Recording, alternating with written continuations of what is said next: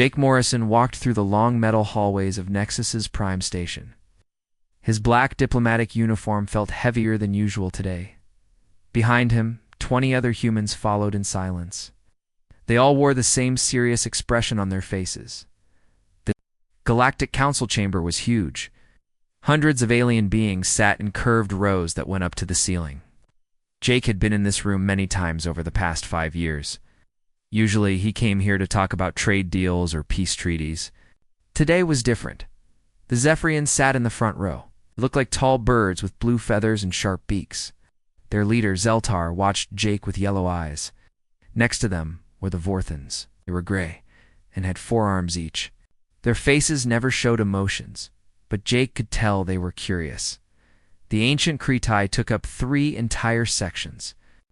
They were the oldest species in the galaxy. Their skin was green and wrinkled like old tree bark. They had been alive when humans still lived in caves on Earth. Jake reached the center of the chamber. Floating platform lifted him up so everyone could see him.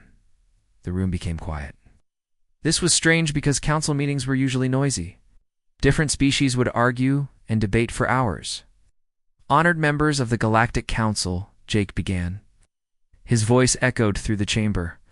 I come before you today with an important message from the Terran Federation. Zeltar leaned forward. The Zephyrian leader had never liked humans much. He thought they talked too much and asked for too many things. But humans always brought interesting ideas, and were good at solving problems between different species. 4. 30 years humanity has been part of this council, Jake continued. We have worked hard to build friendships with all of you. We've shared our knowledge, our resources, and our time. Murmurs started in the crowd. Some aliens wondered where this speech was going. Jake's tone was too formal, too cold. Usually, human diplomats were warm and friendly. They would joke and try to make everyone feel comfortable. We have helped end wars between the Montari and the Drell Union. We have shared our medical knowledge to help cure diseases. We have built trade routes that connect distant worlds. We have always tried to be good neighbors. The Montari delegation nodded their large heads. They remembered how humans had stopped their war with the Drell just 2 years ago. Without human negotiators, thousands of their people would have died. Jake took a deep breath. This was the moment that would change everything. However, after careful consideration, the Terran Federation has made a decision. Starting today, we are ending all diplomatic relations with the Galactic Council. All human embassies will close. All trade agreements are canceled. All joint projects will stop immediately. The chamber exploded into noise. Aliens jumped to their feet. Some shouted questions in their own languages. Others looked shocked and confused. The translator systems worked overtime to handle all the different voices speaking at once. Zeltar stood up, his feathers ruffling with anger. What is the meaning of this, Morrison? Cannot simply leave the council? Jake remained calm. A decision has been made. All human personnel will leave their posts within the next 72 hours. Our ships are already being recalled. Dr. Helen Carter, who had been working on a medical research project with the Kretai, stood among Jake's group. She had spent 3 years learning their language and culture. The project was almost finished and would save millions of lives. Now, she would have to abandon it all, Captain Roy Bennett commanded. The human patrol ships that kept space pirates away from the trade routes. His ships worked with alien crews from 6 different species. He had trained some of these aliens personally and considered them friends. Tomorrow, he would have to tell them goodbye forever. But why? Asked Elder Morden of the Kretai. His old voice was filled with sadness. Have we offended humanity in some way? We can fix any problems? Jake shook his head. This is not about fixing problems. This is about respect.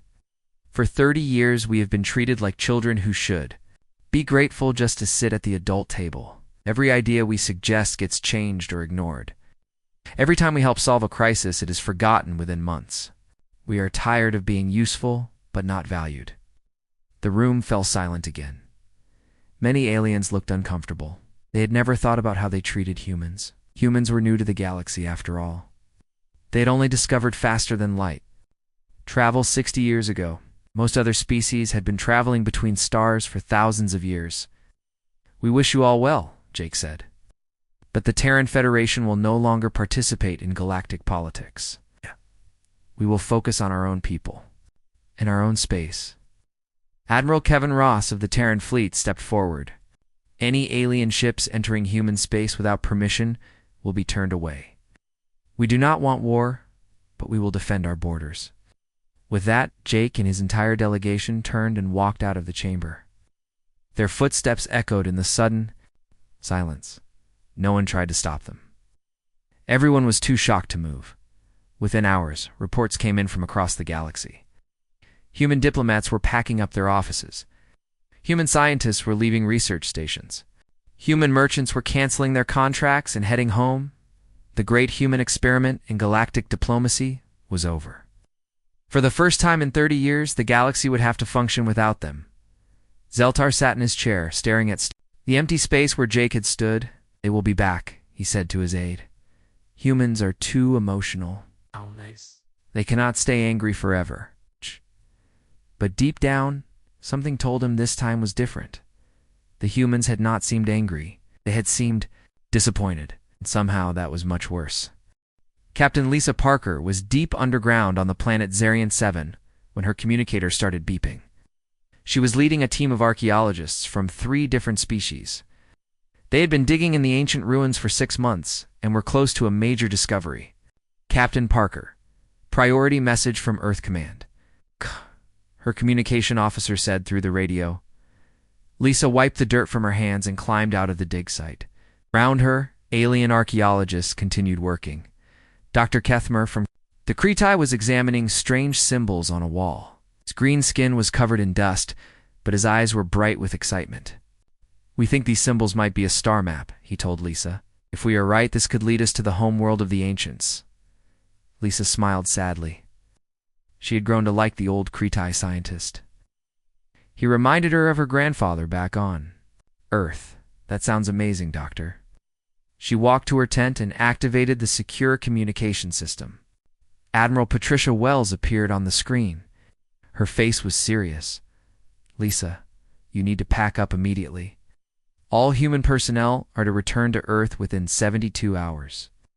"But Admiral, we are so close to something big here. The team has worked together for months. Can we have a few more days?" "No exceptions. The order comes from the President himself. Pack only essential items and leave." Lisa stared at the screen in shock. "What is happening? Is there a war?" "Not a war. Just follow your orders, Captain." The transmission ended. Lisa sat in her chair for a long moment. Through the tent walls, she could hear her team members talking and laughing as they worked. How could she tell them she was abandoning the project? An hour later, Lisa gathered all the humans in her team. There were 8 of them, including herself. They had worked with aliens for so long that it felt natural. "We have been recalled to Earth," she announced. "We leave tomorrow morning." Dr. Sarah Mitchell, the team's linguist, looked confused. "But the translation work is not finished. The Vorthans need our help to understand the ancient language." "I know, but orders are orders." That evening, Lisa had to face her alien colleagues. Dr. Kethmer approached her with worry in his old eyes. "Lisa, my friend, what has happened? Why must you leave so suddenly?" Lisa struggled to find the right words. "I cannot explain everything, Doctor. Humanity is pulling back from all joint projects. But the discovery we are about to make could change how we understand galactic history. Surely this is more important than politics?" Lisa looked around the camp. The Vorthines were packing up the delicate instruments that humans had brought. The Montari were securing the samples they had collected together. Everyone looked lost and confused. "I am sorry," Lisa said. "I wish I could stay." Across the galaxy, similar scenes were playing out. Dr. Ryan Collins was working in a medical research facility above the planet Vorth Prime. He had spent 2 years developing a cure for the red fever, a disease that was killing thousands of aliens across multiple species. His research partner, Dr. Zelera, was a Vorthin with silver skin and large black eyes.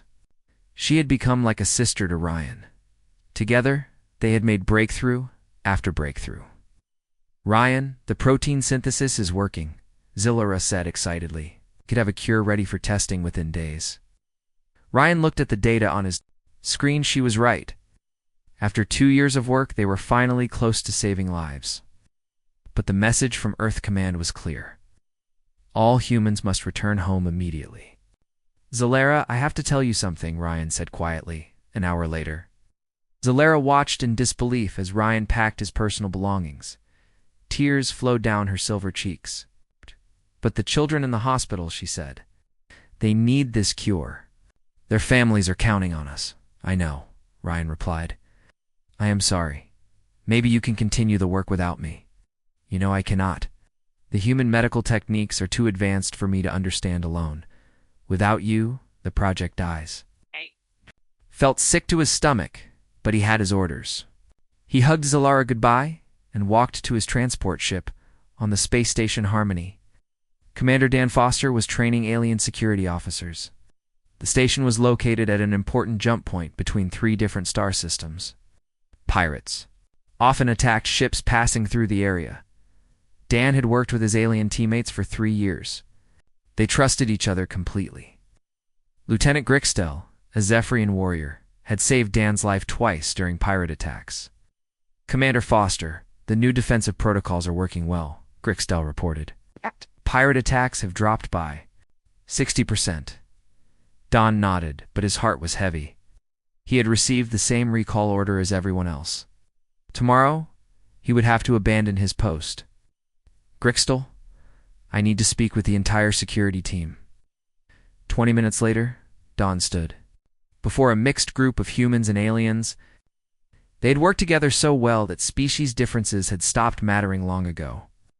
I have been ordered to return to Earth, Dan announced. All human personnel will be leaving the station. The room erupted in voices. The aliens looked shocked and confused. The humans looked just as surprised as their alien colleagues. But who will train the new recruits? Asked Officer Kelvin, a young Montari. You promised to teach me the advanced combat techniques. I am sorry, Kelvin. Someone else will have to continue your training. Lieutenant Grixtel stepped forward. Commander, with respect, this makes no sense. We are a team. We protect this sector together. Dan had no good answer. He could not explain what he did not understand himself. The next morning, human ships began departing from stations, colonies, and research facilities across the galaxy. The aliens left behind watched, in confusion and growing concern, on Nexus Prime Station. The Galactic Council was in emergency session. Reports were coming in from everywhere. Humans were leaving, but they were not explaining why. The human medical team on Centauri Station has abandoned a critical surgery, reported a Cretai counselor.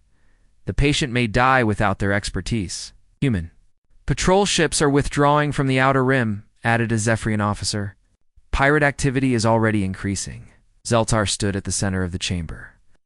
For the first time in his long life, he was truly worried. Try to contact Earth directly. Offer them whatever they want. But when they tried to call Earth, they got only an automated message. Human space is temporarily closed to all foreign communications. This situation is under review. The Great Silence had begun, and the galaxy was starting to realize how much it depended on humanity. 3 months had passed since the humans left. The galaxy was beginning to understand what it had lost. On the Vorthan homeworld, Trade Minister Valenix stared at the economic reports on his desk. The numbers were terrible. The Vorthan Collective had built their entire trade network around human-controlled jump gates. These gates allowed ships to travel between star systems in days instead of months. Sir, the quarterly profits are down by 40%, his assistant reported. How they went out. Access to the human jump gates? Our trade ships are taking too long to reach their destinations. Valenix S4 Grey Arms moved nervously. What about the alternative routes? They take 3 times longer, sir? Our customers are buying from competitors who still have access to faster shipping. Valenix looked out his window at the city below. Factories were shutting down. Workers were losing their jobs. All because the humans had taken their jump gate technology with them when they left. Send another message to the Galactic Council, he ordered. Tell them we need the humans back immediately. On the other side of the galaxy, Elder Morden of the Cretai was facing his own crisis. The red fever had returned, and it was spreading.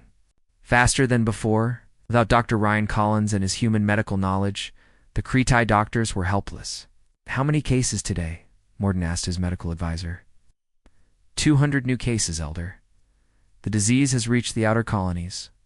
We estimate it will spread to all our worlds within 6 months. Morden felt the weight of his years pressing down on him. He had lived for 800 years and had seen many plagues, but this one was different. The humans had been so close to finding a cure. What about Dr. Zelera? Can she continue the human research? She has tried, Elder, but the human techniques are too advanced. She understands only basic parts of their work. Without human help, she cannot finish the cure. Morden closed his ancient eyes. Thousands of Cretai would die because of pride. The Council had let the humans leave without trying hard enough to understand their concerns in the Outer Rim territories. Pirate attacks were increasing every day. Commander Grixtel sat in the security office of Harmony Station, looking at the latest attack reports.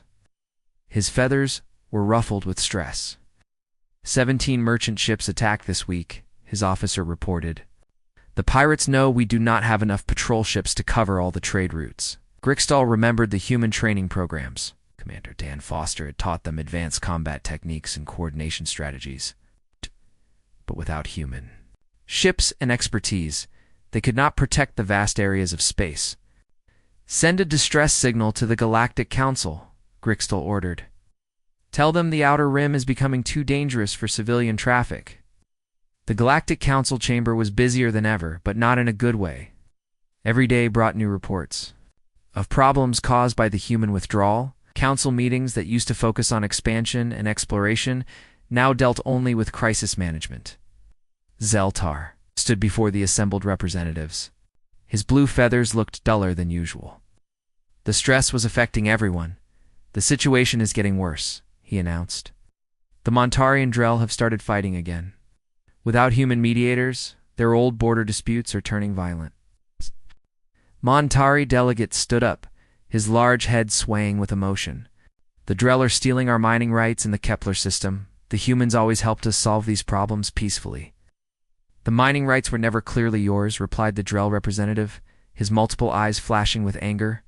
You Montari always try to claim more than you deserve. Enough, Zeltar shouted. This is exactly what the humans used to prevent. They would find solutions that worked for everyone. The chamber fell silent. It was true. Humans had a gift for understanding different points of view and finding compromises. Without them, old conflicts were starting again. What about direct contact with Earth? Asked a Vorthan counselor. Have we received any response to our messages? Oh. Nothing, Zeltar replied. Every message is returned with the same automated response. Human space remains closed to all foreign contact. Meanwhile, on a small moon at the edge of human territory, a secret meeting was taking place. Admiral Ben Richards, formerly of the Terran fleet, sat across from his old friend Admiral Thondel of the Cretai.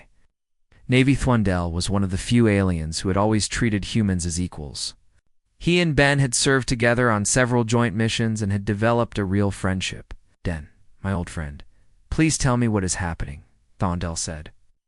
My people are dying from the red fever. The Vorthons are facing economic collapse. The galaxy is falling apart without humanity. Ben looked tired. He had helped plan the human withdrawal, but seeing its effects was harder than he had expected. We tried for 30 years, Thondel. 30 years of being helpful, of solving problems, of trying to be good galactic citizens. But we were never seen as equals. That is not true. I have always respected humanity, you have, my friend. But you are one individual among billions. The Council treated us like useful pets. They would pat us on the head when we solved a problem, then ignore us when we tried to contribute our own ideas. Thondel's green skin turned a darker shade, which meant he was thinking deeply. So this withdrawal is permanent? That depends. On the Council, we are not hiding, Thondel. We are building. Human space is busy these days. We are constructing things that will change how we interact with the galaxy. What kind of things? Ben smiled sadly. The kind of things that will make it impossible for anyone to treat us as junior partners ever again. Back in human space, massive construction projects were indeed underway. New shipyards were building vessels with designs that combined technologies from many species. Research stations were developing innovations that went far beyond what humans had shared with the galaxy. President Laura Hayes stood on the observation deck of the new orbital facility above Earth. Through the transparent walls, she could see dozens of ships under construction. "How long until the fleet is ready?" she asked Admiral Claire Davis. 6 more months, Madam President.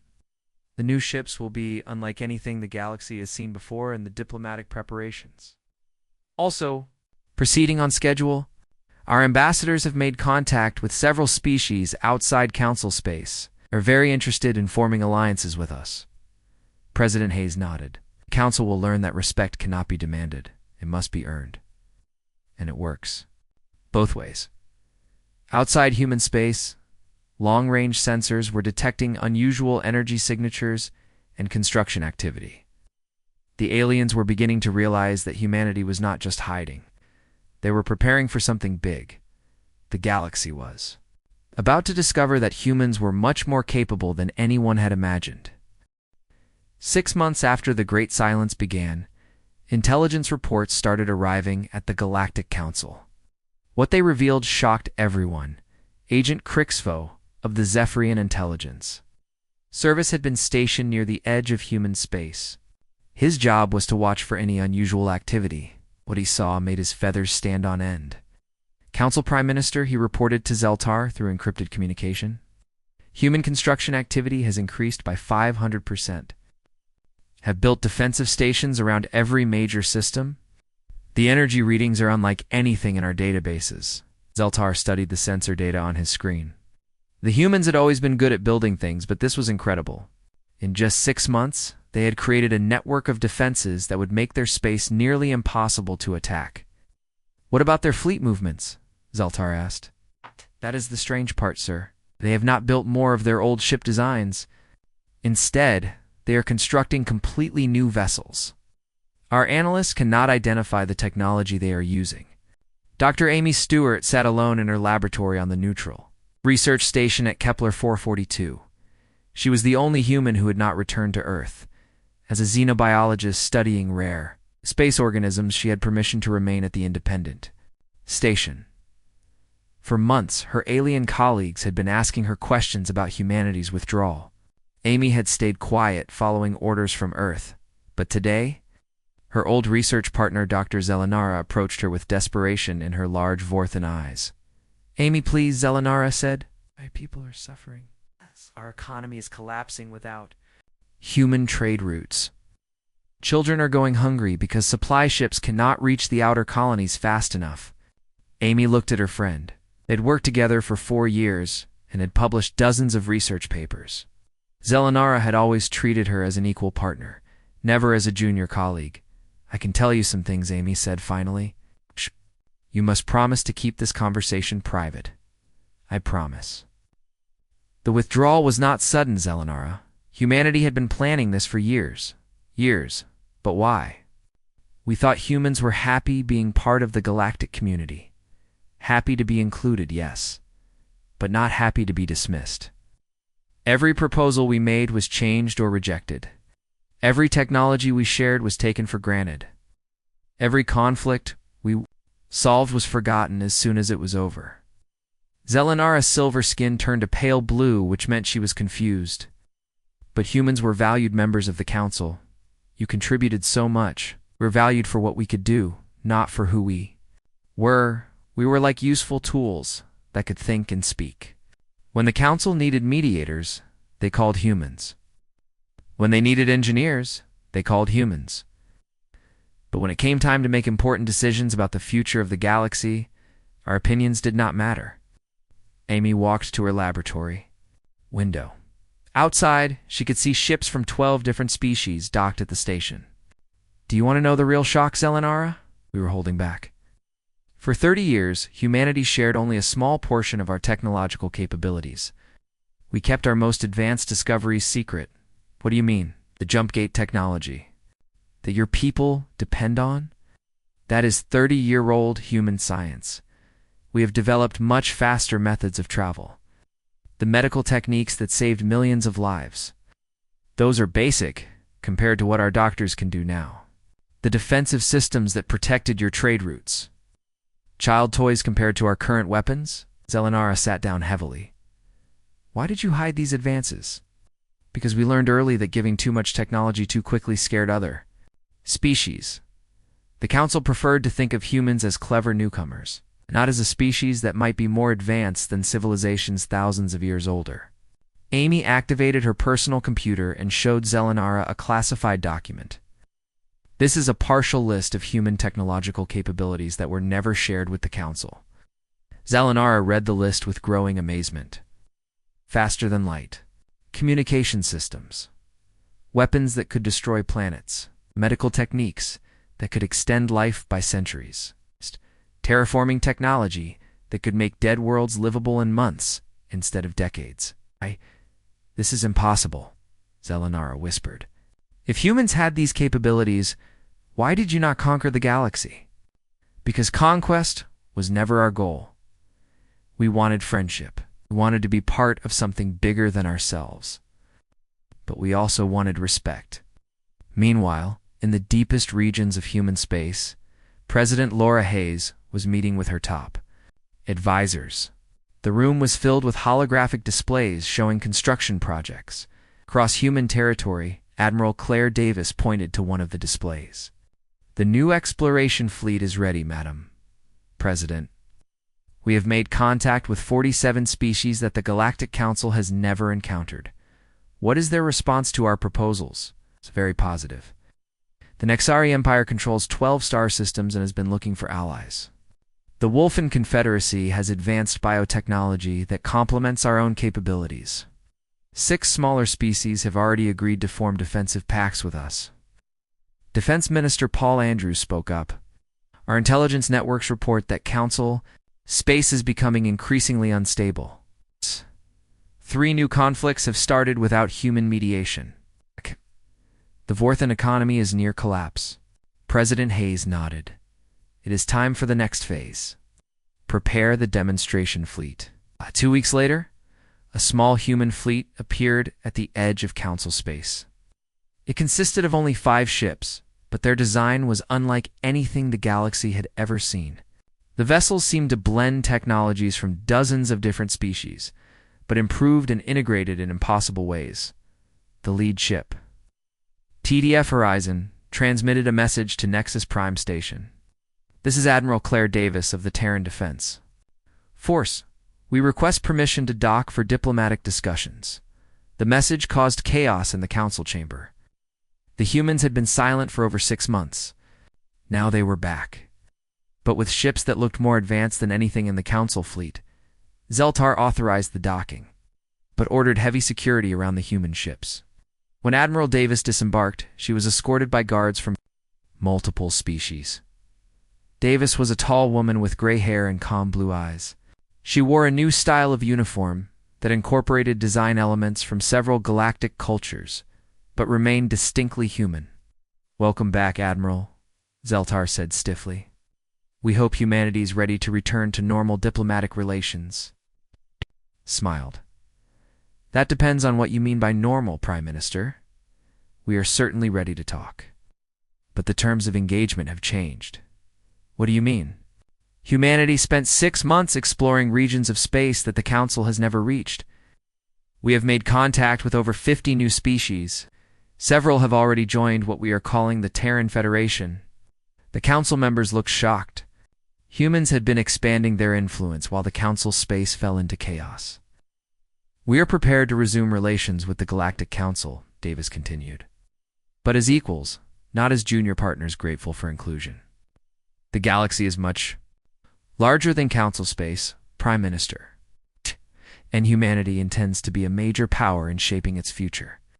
The balance of galactic politics had shifted forever. The question now was whether the old powers would adapt to the new reality. 1 year after the Great Silence began, the Galactic Council faced its greatest crisis in over 1,000 years. The chamber that had once been filled with confident voices was now a place of desperate whispers and growing fear.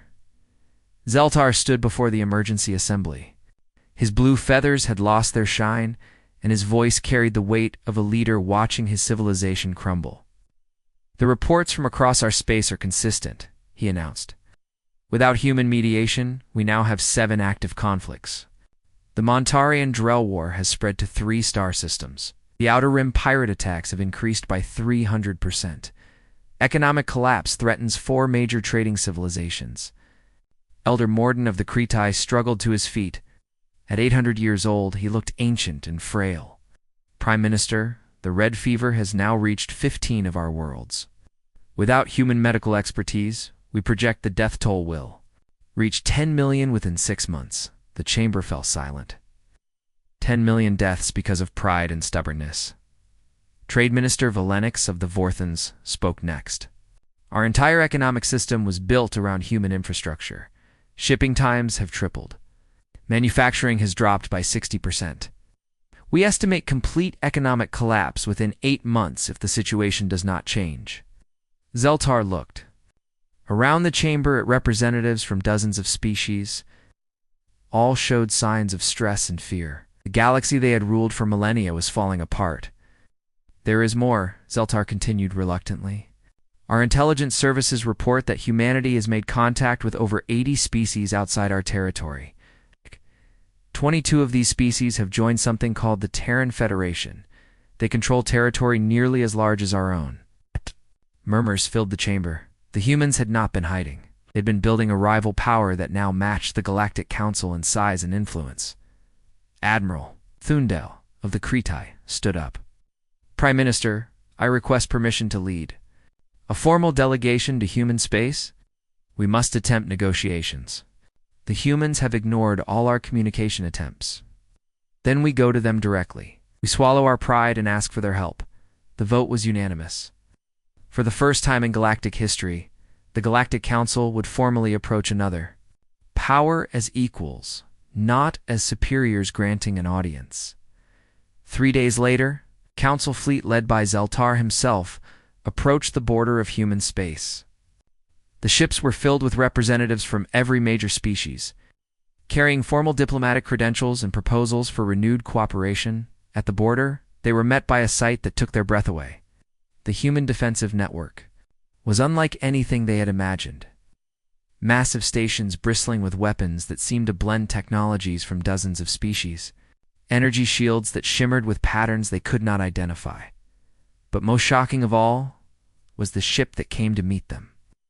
The TDF Horizon was beautiful and terrifying at the same time. Its hull seemed to shift colors like living metal. Weapon ports were visible, but they appeared to use energy systems beyond Council understanding. Admiral Claire Davis appeared on their communication screen. She was calm and professional, but there was steel in her blue eyes. "Prime Minister Zeltar, welcome to Terran space.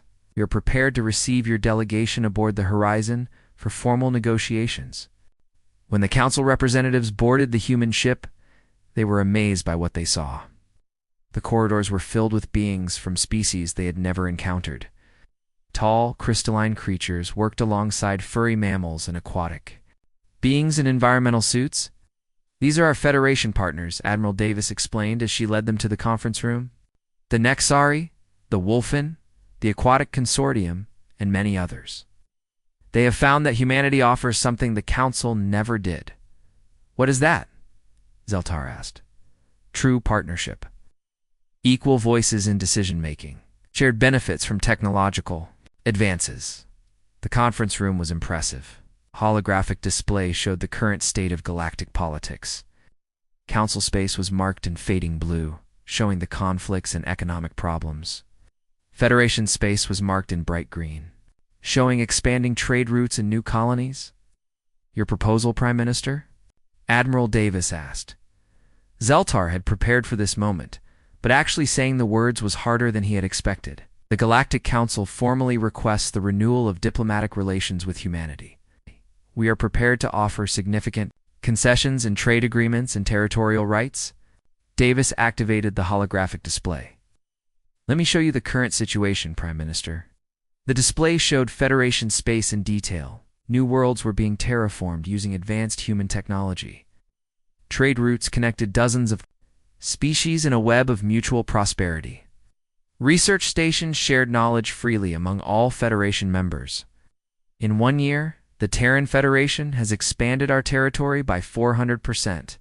We have established colonies in regions you considered impossible to settle. We have eliminated piracy in our space through cooperative defense agreements. Most importantly, we have created a society where every species has an equal voice. Zeltar studied the display with growing amazement. But how is this possible? How did you advance so quickly? Because we stopped holding back, Davis replied. For 30 years, humanity shared only basic technology with the Council. We were afraid that showing our true capabilities would frighten you. Instead, we should have demanded the respect we deserved. Davis activated another section of the display. This is our terraforming technology. We can make dead worlds livable in 3 months. This is our medical system. We can cure diseases that the Council considers terminal. This is our faster-than-light communication network. We can send messages across the galaxy in minutes, not days. The Council representatives stared in shock. Everything they thought they knew about human capabilities had been wrong. We are willing to share these technologies, Davis continued, but only with true partners. The Federation operates on principles of equality and mutual respect. Every member species has an equal vote in Federation decisions. Elder Morden leaned forward. What are your terms for renewed cooperation? Simple. The Galactic Council can join the Terran Federation as equal partners. Your species would have the same rights and responsibilities as all Federation members. Or you can remain independent, and we will establish formal diplomatic relations between 2 sovereign powers. Zeltar felt the weight of history pressing down on him. The Galactic Council had ruled this region of space for over 1,000 years. The idea of joining a human-led federation was almost unthinkable, but the alternative was clear. Continue on the current path and watch their civilization collapse or adapt to the new reality? We will need time to consider your proposal, Zeltar said. Of course. But Prime Minister, time is not unlimited. Every day you delay, more Council worlds fall into chaos. The red fever continues to spread. Economic collapse continues to threaten your people. Davis stood up, signaling the end of the formal negotiation. Humanity does not seek to conquer or dominate. We never did. Simply want to be part of a galactic community that values all its members equally. As the Council delegation prepared to leave, Davis made one final statement. The galaxy is vast, Prime Minister. There is room for everyone to prosper. But prosperity requires cooperation, and cooperation requires respect.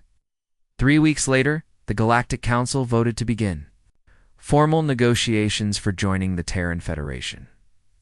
It was not a surrender, but an evolution. The galaxy was learning that true strength came not from domination, but from partnership. Humanity had never wanted to rule the galaxy. It simply wanted to belong to it. By withdrawing their presence, they had forced the galaxy to confront how much it needed them. Now finally they could build the future together as equals. The age of the Galactic Council was ending. The age of the Terran Federation was beginning.